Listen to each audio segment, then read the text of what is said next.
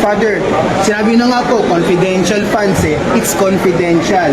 Why do you think the public should know about confidential funds where in fact it's confidential? Confidential funds is also public funds. When there is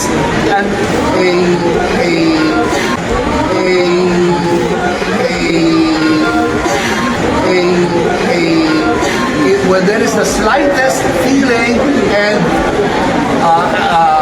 sabihin natin pagdududa, galit po tayo sa nanggagamit, galit po tayo sa kasinungalingan, galit tayo sa nagbabaluktot ng katotohanan. We fervently hope that our charges of plunder, malversation, bribery, graft and corruption, betrayal of public trust, and gross violation of the Constitution be upheld against Vice President Sara Duterte. VP Sara Duterte, hinusgahan ng magnanakaw ng Katolikong pare na si Father Flaviano Flavi Lopez Villanueva.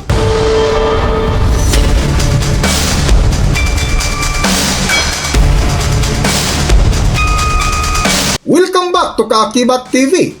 Bago nga ang weekend ay nagsampa na ng reklamo sa Office of the Ombudsman ang ilang individual o grupo na kung saan halos mapuno ang isang sasakyang van ng mga dokumento para sa isinampang kaso laban kay Vice President Sara Duterte. Ito'y kaugnay sa di umano'y irregularidad sa paggamit ng confidential fund ng Office of the Vice President o OVP na isa nga dito sa nangunguna sa nagreklamo ay ang pare na si Father Flaviano Flavi Lopez Villanueva. Bakit kailangan po maharap sa ganitong mga reklamo si Vice President Sara Duterte?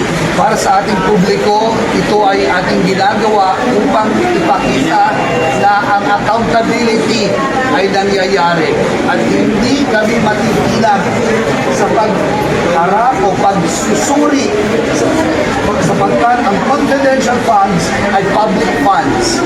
Ito ay dapat suriin kung ito ay ginamit sa tamang pamamaraan. Sir, Father, sinabi na nga po, confidential funds eh. It's confidential. Why do you think the public should know about confidential funds where in fact it's confidential? Confidential funds is also public funds. When there is when there is the slightest feeling and sabihin natin pagdududa na ito ay ginamit sa maling pamamaraan, then the confidence by nature is preceded by accountability. Hindi dapat magtago ang isang taong gumamit ng confidential funds sa confidential nature. Accountability takes precedence before the confidential fund. Pero pa, sir, kasi baka yung confidential funds ito will concern national security. Paano kung ma-divulge yung mga sinasabing code names? Hindi po ba dapat ang national security will be first and foremost before yung accountability? Tama. At ito yung dapat nilang ipaliwanag sa tamang plataforma. Ang problema, hindi naman nila pinaliwanag na maayos eh. Very evasive sila to begin with. And COA itself has already determined there were misuse and there was a manner of the confidential funds not brought to its proper use. Father, ano po ba yung malinaw na nailista niyo po doon ng mga nagawa po ni Vice President Sara at ng DepEd at ng OVP? To begin with, meron tayong nakatang 612.5 na pera na withdraw, na ginamit, ngunit hindi may paliwanag. Yun ang isa sa nais natin hanapin, harapin, at mapakinggan kung ano nangyari dito. Father, hindi po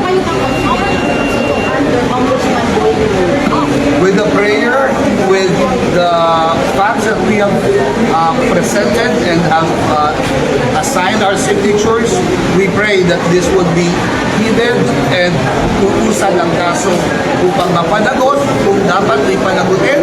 Kung walang tinatago si Sara Duterte, humarap siya. Kung matatandaan, August 2023 ay ginamit ni Acting Sir Party List Representative Franz Castro ang pagdinig sa panukalang 2024 National Budget upang matanong ang tanggapan ni Vice President Sara Duterte kaugnay sa paggamit nito sa 125 million pesos bilang confidential fund kahit wala naman ito sa kanilang pundo noong 2022. Ngunit sa nilinaw ng COA nitong July 2025 sa kasalukuyang taon na ayon sa inilabas na report ng COA ay unmodified at clear na. Sa ikatlong sunod na taon, muling nakatanggap ng unmodified opinion mula sa Commission on Audit o COA, ang Office of the Vice President o OVP sa ilalim ni VP Sara Duterte. Ito ang unang inanunsyo ng bagong tagapagsalita ng OVP na si Attorney Ruth Castello sa kanyang unang araw sa pwesto.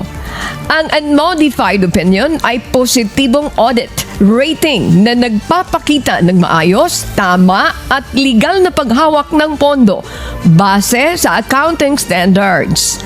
Ayon sa COA, sapat ang ebidensyang kanilang nakalap at malinaw na naipakita ng OVP ang lahat ng mahalagang detalye sa kanilang financial statements.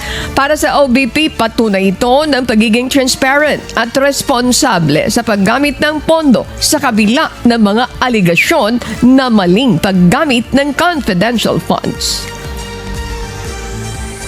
I mentioned that for the last 3 years since 2022, puro unmodified opinion po ang binibigay ng COA sa Office of the Vice President. Ibig sabihin, unmodified opinion, maayos po ang submission ng financial statements na ginawa. It is fairly presented, it is honest, it's transparent.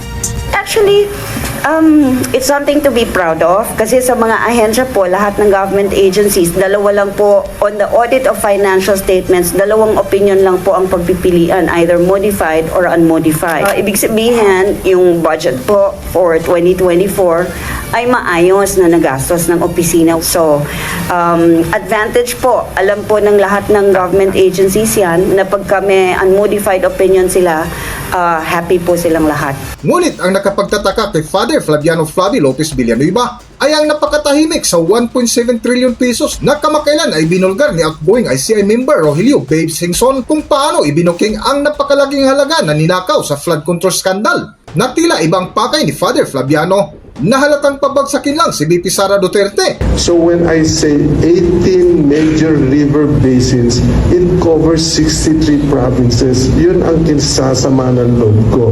The cost of the budget allocated for flood control, nakawin na nila yung iba. No? 1.7 trillion was allocated for flood control alone during the last 10 years. Pero Sir Father, kasi of course, sasabihin ng mga supporters ni Vice President Sara Duterte, it's just a political ploy. I mean, lahat kayo galit kay Sara Duterte. You want her out of Vice Presidency. Ano masasabi ko? Galit po tayo sa nanggagamit, galit po tayo sa kasinungalingan, galit tayo sa nagbabaluktot ng katotohanan. Walang politika dito, bilang pari at simbahan, the truth has always been enshrined in the gospel, and that is why I'm here. Pero galit kayo kay Vice President.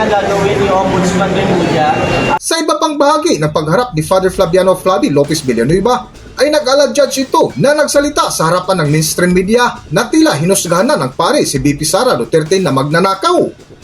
Para sa buong kwento, narito ating panoorin ang video. We fervently hope that our charges of plunder, malversation, bribery, graft and corruption, betrayal of public trust, and gross violation of the Constitution be upheld against Vice President Sara Duterte, and she at least be called upon to account on hundreds of millions of confidential funds that she plundered. And if she fails to do so, she should no less than be found criminally liable for it. Maraming salamat po. Hanggang dito na lang muna ang ating video at kung nagustuhan nyo, huwag kalimutan mag-subscribe at pindutin nyo na rin ang notification bell para ma-notify kayo sa ating susunod na video. Maraming salamat!